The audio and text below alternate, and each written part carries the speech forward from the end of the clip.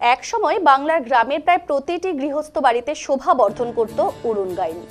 বর্তমানে বিদ্যুৎ ও যান্ত্রিকতার ছোঁয়ায় বাঙালির গ্রাম বাংলার ঐতিহ্য উড়ন গাইন হারিয়ে যেতে বসেছে। তবু এবছর জলপেশ মেলায় এই উড়ন গাইনের পসরা নিয়ে বসেছেন একদল ব্যবসায়ী।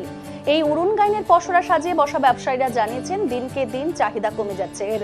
পসরা সাজিয়ে বসার পরও লোকসানের মুখ দেখছেন তারা।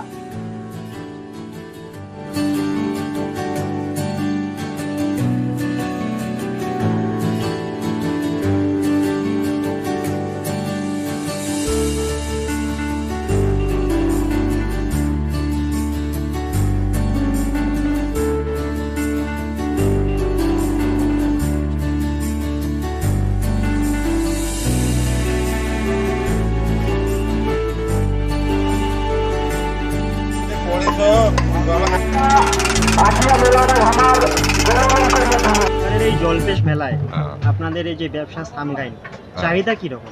চাহিদা এমন একটা নাই, এইবারে যা রেটে মাল কিনেছি তার থেকে কম রেটে মাল বিক্রি করার দরকার আছে।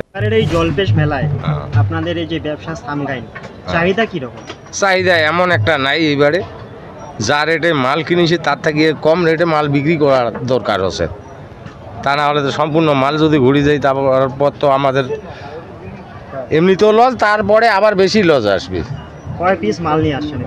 মাল তো নিয়ে আসছি অন্তত 30-40 পিস।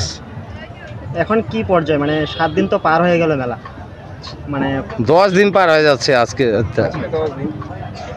তো চাহিদা কি নেই বললে চলে? চাহিদা নাই বললে চলে, মানে এতদিন তো থাকেই না মাল, আর এবারে আবার অনেকেই আছে।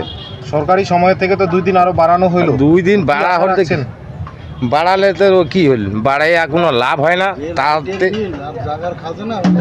জাগার খাজনা লাইটের বিলের কারণের থেকে এইখানকার আবার অন্য অন্য দ্রব্যমূল্য তুলনায় এই জায়গায় থাকাটা অনুচিত। এখানে আবার পাশে কোনো জলের কোনো ব্যবস্থা নাই। আচ্ছা, আপনি তাহলে গতবারের থেকে এবার লাভের মুখ একবারই দেখুন। লাভ তো দূরের কথা, ক্যাশ পয়সা আমাকে বাড়ি থেকে দিতে হবে, খাজনা দিতে হচ্ছে। হ্যাঁ, খাজনার জন্য না। এখানে মজুরি আছে? হ্যাঁ, মজুরি আছে। এখানে তো মজুরি থাকবেই কম বেশি। লোক কাজ করা